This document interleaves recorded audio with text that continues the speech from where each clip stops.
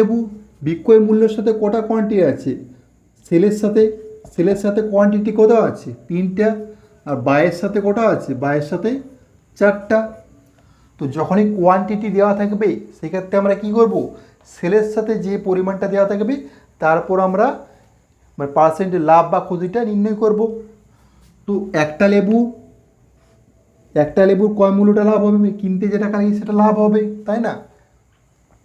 তো একটা লেবু লাভ হচ্ছে কতর মধ্যে? 3টে লেবুর মধ্যে। 100 দিয়ে গুণ করে পার্সেন্টেজ বার করতে বলেছে।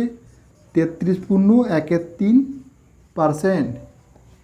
এই অঙ্কটা এসপিসিপি দিয়েও করতে পারতে, এই অঙ্কটা এসপিসিপি দিয়েও করতে পারো।